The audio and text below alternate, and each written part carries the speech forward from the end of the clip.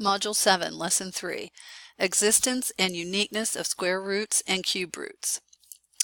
So to start out, we're going to look at these two little tables and we're going to see if we can find the rule. So when I put 1 into the equation, I get 1 out. So it didn't change it. When I put 3 in, I get 9 out. When I put 11 in, I get 121 out. So does anybody know what they're doing with these numbers, the x's, to get the y's? Okay, if you said squaring it, you are right.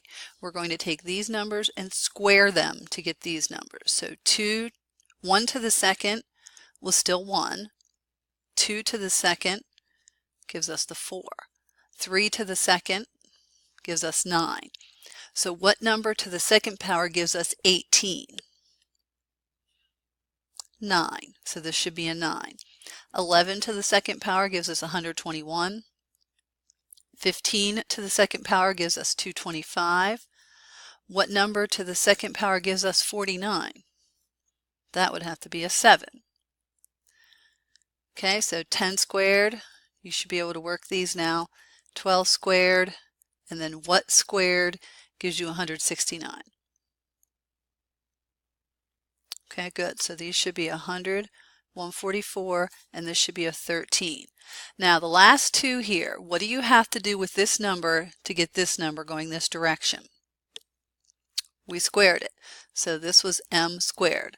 What if I know this number? How do I go backwards to find this number? What did I do with the 81 to get a 9?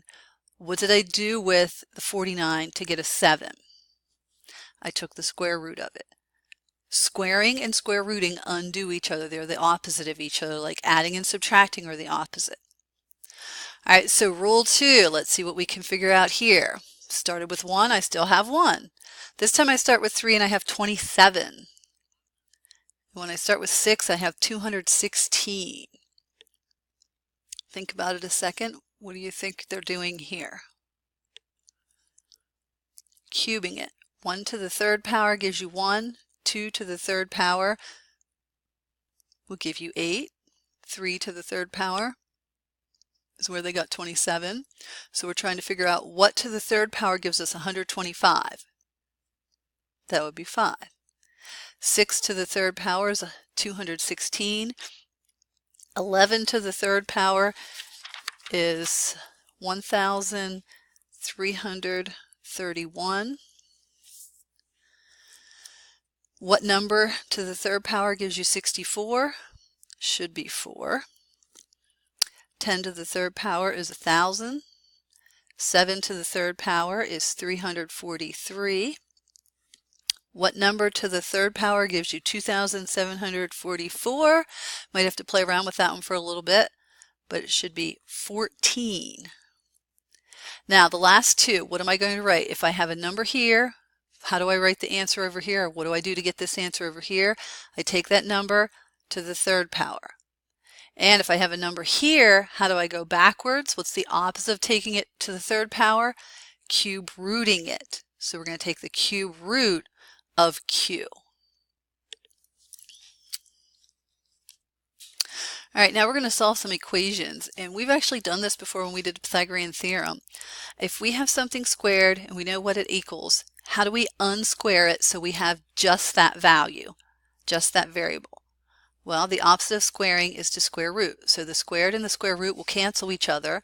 So if I take the square root of the other side, square root of 81 is 9.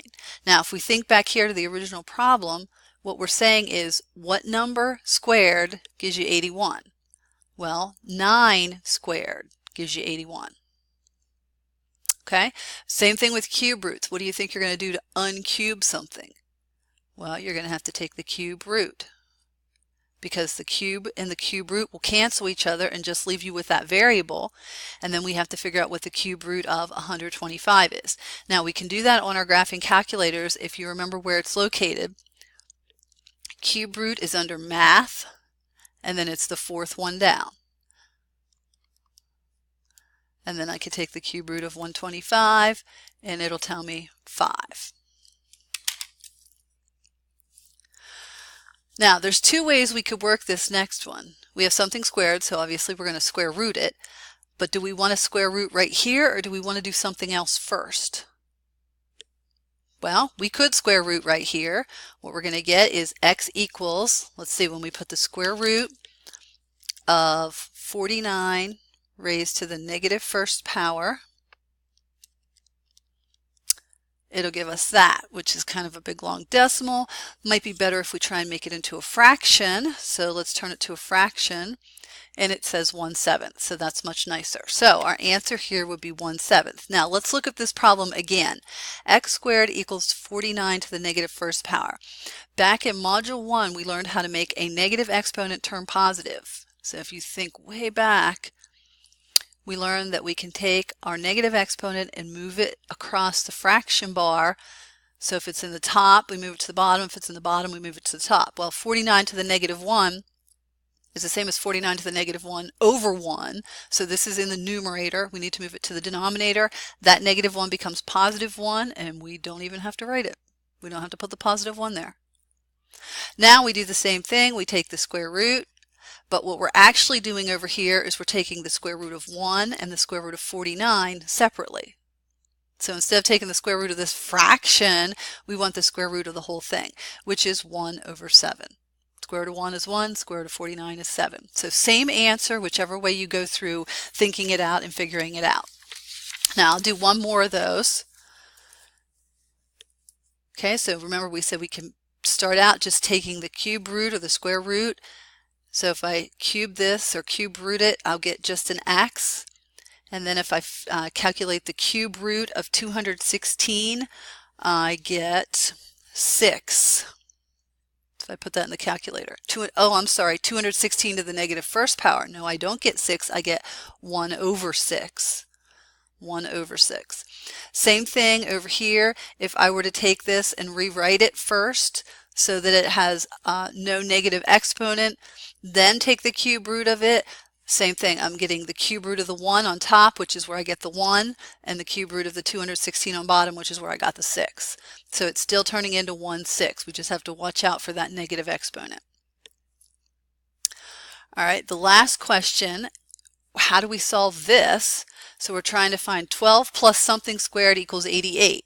Well, think back when we were solving equations where we just had 12 plus x equals 88. What did you do to solve this for x? Well, you hopefully subtracted 12 on both sides and got that this was 76. Well, we're going to do the same thing here. We're going to subtract 12 on both sides so that we get the x part by itself, only this time it's an x squared that we have.